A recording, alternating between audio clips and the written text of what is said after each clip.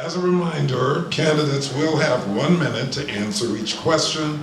They'll each have 30 seconds for rebuttal. There won't be opening statements, but each candidate will have 1 minute for a closing statement. Now let's meet our Democratic candidates for County Judge. Deborah Peoples formerly chaired the Tarrant County Democratic Party and is a retired AT&T executive. Marvin Sutton is a former Arlington City Council member, an Air Force veteran, and a retired air traffic controller. Jacob will begin with our first question. Mrs. Peoples, you'll be first. Thank you. Readers want to know about property taxes. Tarrant County's current rate is 22.9 cents. This is the lowest rate the county has levied since at least 2007. Still, property owners face higher tax bills because of appraisals. For residents to see a lower tax bill, the Commissioner's Court would have to adopt a rate lower than the no new tax rate. What steps would you take to lower property taxes but still maintain a balanced budget? Please be specific. So, for those of you who know me, I said this when I ran for mayor, we have got to get more businesses here to right-size that tax base. It's still upside down. I'm a homeowner. Every time when I get my tax bill, I get sticker shock. So my whole thing is Tarrant means business. We've got to be about the business of attracting more businesses here. And I know we're going to ask other questions about education and all that, but when we get more businesses here, we start to right-size the tax base. We start to bring more dollars into the budget. So I'm about doing the right thing so that property owners, and that's the homeowners, get relief. Thank you so much. It's a pleasure to be here. So there are two terms. You mentioned one, no new tax revenue. That's one. And then there's one called voter-approved tax rate. The state has restricted local municipalities in how much we can raise those taxes on current existing properties on the books. Here's the thing. We've got to figure out a way to look at how we set the appraisal on property. You as a resident, the appraisal is set based on replacement cost of comp. That means that whatever it takes insurance to replace the property, that's the tax rate. We've got to revise the way we evaluate the tax rates in order to get those values down so the residents don't carry the big share of the tax burden, and the commercial should be. And you each have 30 seconds for a rebuttal, or if you want to elaborate more on your statements. No, it's simple. You've got to get more businesses in here paying a fair share of the taxes so that you can start to take the burden off homeowners. It's just that simple. It doesn't have, evaluation, tax rate evaluation, that's important, but we've got to build that tax base and bringing more businesses here. So, most commercial retail are taxed based on rent income. That means that the rent incomes decline, the value of the property declines. But you as a taxpayer residential, doesn't matter if you lost your job, doesn't matter if you took a pay cut, you're still going to pay comp or replacement costs. That's not a fair way of taxing or evaluating that property. We've got to look at a better structure to do that. And I'm willing to set the lead. That's at the state level, but there's some things that the county can do as well. We can look at how efficient we're running our departments through our audit team. Our audit team is appointed by our district judges, board of district judges. So let's take a look and see what innovation we can bring in to lower the cost if we pass that on to taxpayers. That means you keep more of your hard-earned dollars. Mr. Sutton, you're out of time. And Mr. Sutton, you'll lead us off with this question. Last year, Governor Greg Abbott called for an audit of the election results in Harris, Collin, Dallas, and Tarrant counties. Preliminary results showed Tarrant County had 0 discrepancies. Given those facts, how would you improve the way elections are run in Tarrant County? So my background, I spent 20 years as presiding election judge. And I took an oath to guard the purity of the election. There's no voter fraud in Tarrant County. I've watched the election process for 20 years. And I think we need to reassure our public that our elections are safe and secure. And that would be my message, is to make sure that the entire population knows that they can trust the results of the election. And I understand they're fishing for something, but there's nothing there. Ready for me? Because wow, we're in violent agreement here. There is something called, if you're an old salesperson like me, it's called FUD, fear, uncertainty, and doubt. And so I hate that many Republicans left this room because that's a ploy they're using to try and frighten people that there's a problem with our elections. We have a Tarrant County Elections Commission that has 4 Republicans and 1 Democrat on it who work to ensure that the elections were fair. They know that there's no fraud here, but it makes a good soundbite. It makes it sound good in the newspaper. And so my job as county judge is to ensure that people know that we're not going to be caught up in this FUD, this fear, uncertainty, and doubt. We have fair elections. And 30 seconds for elaboration or rebuttal.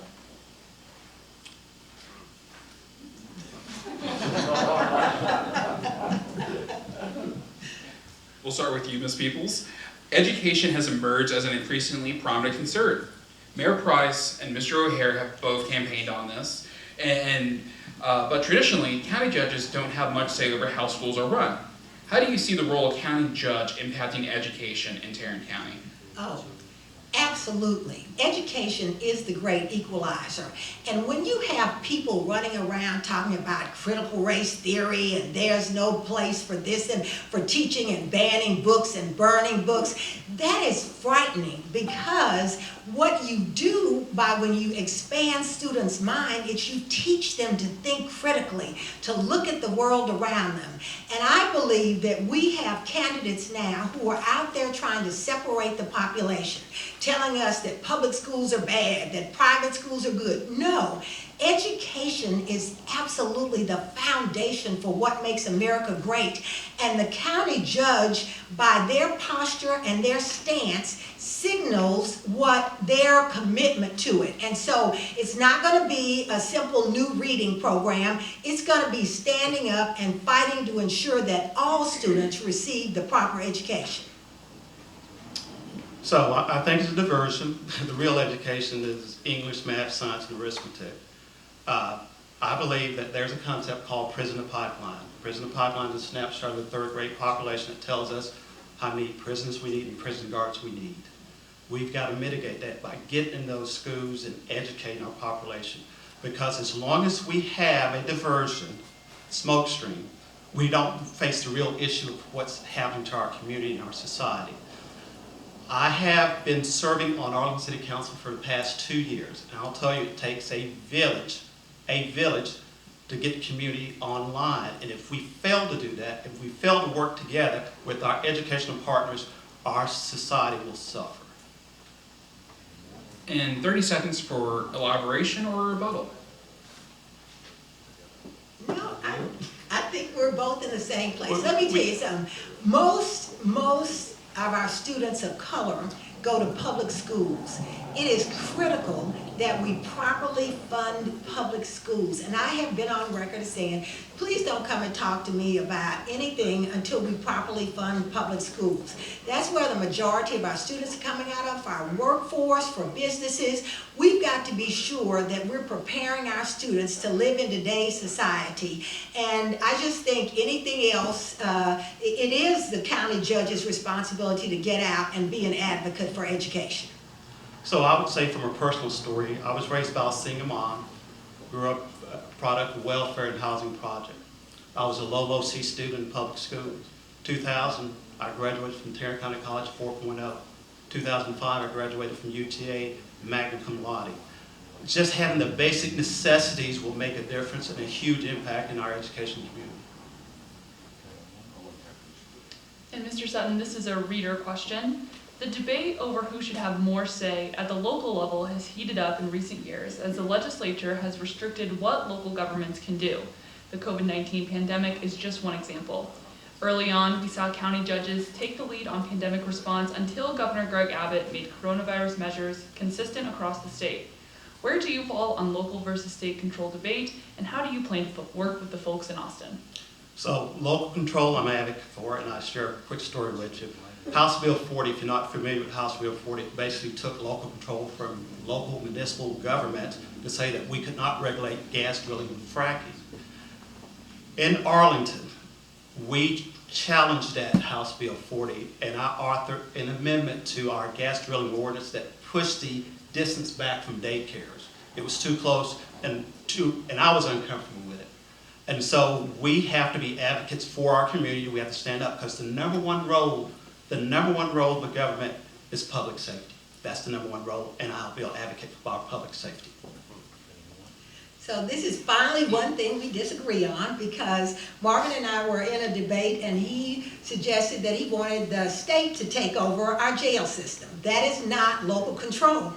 I believe in local control. You know your city better, you know your county better, you know the issues. And when we start advocating and giving up that local control, we are signing ourselves up for some things we might not bargain for. I believe that, I love it, so I was at a debate last night and they said, how many people have met President Obama? Nobody raised their hand, but how many people have met the mayor? How many people have met the county judge? That's where the rubber meets the road, is locally, and we have to ensure that we're working on local issues by maintaining local control.